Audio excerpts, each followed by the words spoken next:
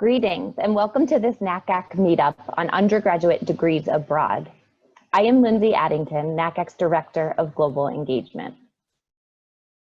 I wanted to introduce you to NACAC's Guide to International University Admission. NACAC has been offering this free resource for 5 years now to help expand students' undergraduate degree options outside of their home country. More than 5 million students pursue tertiary education outside of their home countries, and increasingly more American students are pursuing full degrees abroad. NACAC believes that finding a university that aligns with students' goals, expectations, and financial abilities is critical, and for some, that university may be an international institution. The 2020 guide features education overviews and admission how-tos for 15 countries, from Canada to Germany to Japan, and many countries in between. It also includes information about how to utilize U.S. financial aid abroad, options for shorter-term international experiences, international gap years, and more. So how do you know if studying abroad is right for you? Reasons vary as to why students choose to pursue a degree abroad, but counselors have found some common characteristics among those students who find this option a good fit. These may include having a connection in a certain country, being fascinated by other cultures, being very independent, or desiring a more focused course of study from the onset. Other features of an international degree are also appealing to students. For example, in some countries, undergraduate degrees are typically completed in 3 years, and tuition may be much lower when compared to an average US degree. Certainly work with your counselor to discuss goals and expectations for your undergraduate experience, and whether a university abroad might be right for you. Keep in mind that as you research international university options, it is likely that it may vary from the admission process with which you are familiar. Based on different academic calendars perhaps, or different admission strategies, deadlines and requirements are likely to vary. And then of course, there are the visa requirements related to being an international student. It is also likely that for this year at least, changes will have been made to account for the disruptions caused by COVID-19. Please be sure to check institutional and in-country websites to see how processes, requirements, and deadlines have been altered. Virtual visits are pretty much the norm for students interested in international universities, especially those interested in multiple countries. This was the case before COVID-19 and especially now. Take advantage of these options. You will soon be hearing from 2 representatives who will give you an overview of higher education in their respective countries, and then we'll stick around to answer general questions. In addition, there are many international universities who are participating in this virtual fair. Visit their booths or schedule a meeting with them to get all of your questions answered. Thank you for attending this meetup, and I hope you enjoy the fair. If you have questions about the guide or need context from the countries included, feel free to reach out. I'll now be turning things over to our country presenters. Thank you. Hi everyone, my name is Julia Jerving and I work for the University of Melbourne. I'm so excited that you're joining us today so we can talk a little bit about degrees down under. So in Australia, typically bachelor degrees are only 3 years. So it's a very straightforward admissions process. So basically, it's not a holistic application process like it would be here in the States. It's typically universities are going to only look at either your full IB diploma, or they're just going to look at your high school grades, your GPA, and any number of standardized tests from the ACT or the SAT. And some universities may require AP prerequisites. Australia's in the Southern Hemisphere, so it is a different academic year. So semester 1 is March to June, and semester 2 is going to be July to November. There are some universities with a bit of a different schedule, but that's typically how it is based. So semester 1 starts in fall in Australia. There isn't a central application system for universities for international students. There is for domestic students, but you basically will just be applying directly with universities, and very straightforward application because there's no essays, no references, and extracurriculars are typically not going to be considered. So since these are shorter undergraduate programs, there are less gen ed requirements. So you'll also see with some universities, you can do an expedited program for some fields like medicine, law, veterinary science. It depends on which university you go to see if they offer it. So that's just best to check with the university directly, but that's a good way of saving time if you choose to do so.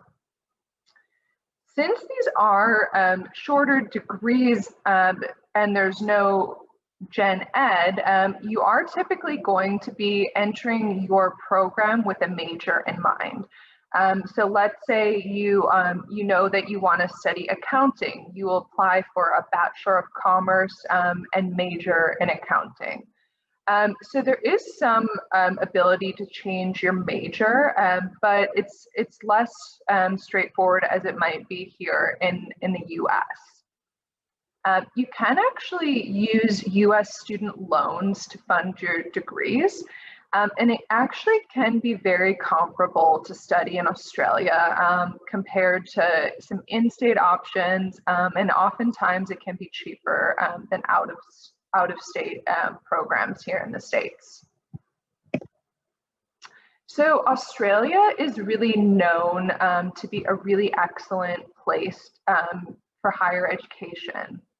So we have only about 40 different universities, so they do tend to be very large public research intensive universities.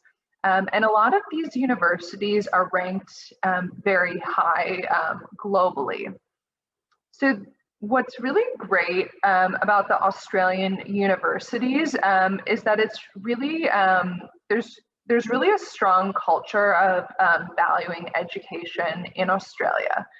So there is an ESOS Act. So that's basically, it protects international students by law. So basically how much you can work. You are entitled to certain support from your university. You're also entitled to an orientation among many other different things.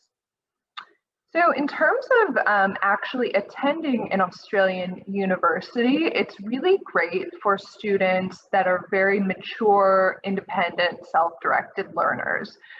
So that means that, you know, in one class, you may only have 2 or 3 things that will make up your grade for the whole semester. So maybe your final exam is worth 65%. So it's a little bit less about continual assessment, like homework assignments and quizzes. It's just going to be a few things. But all lectures are typically recorded and put online. So it is definitely a great country to study in. So thank you very much for attending the Study in Australia section. Hi everyone, welcome to my presentation today on studying in the UK. My name is Jenna Hartzell and I'm the Education Manager for the British Council's USA office. The British Council is the UK's organization for cultural relations and educational opportunities. And I'm excited to be here with you today to talk to you a little bit about studying in the UK and how to apply to an undergraduate degree in the UK. The UK is an excellent choice for international students. And the UK's welcoming and inclusive way of life, exceptional academic standards, and rich historical culture inspire students to become the best possible version of themselves. 2 of the world's top 3 universities can be found in the UK, and a further 26 of the UK's universities and colleges are among the world's 200 best institutions for learning. This is one of the many reasons why the UK is one of the most trusted and popular study destinations in the entire world, and why in 2018-19, over 485,000 undergraduate and postgraduate international students chose to study in the UK over other countries. So if you are new to the UK, the United Kingdom of Great Britain and Northern Ireland, commonly known as the UK, is a sovereign country located off the northwestern coast of the European mainland. It is a political union between England, Scotland, Wales, and Northern Ireland. In the UK, there are over 400 universities and higher education institutions for students to choose from. You will find universities in every type of location, from busy cities to pastoral countryside locations to beautiful coastal towns. You can choose from studying at an internationally renowned university or at a specialist institution such as the UK's world-famous art schools and award-winning conservatoires. A conservatoire is a college for the study of classical music or other arts. UK universities have one of the most diverse subject offerings in the world, and by studying in the UK, you are given the chance to specialize in the subject that you want to study right from the start of your degree.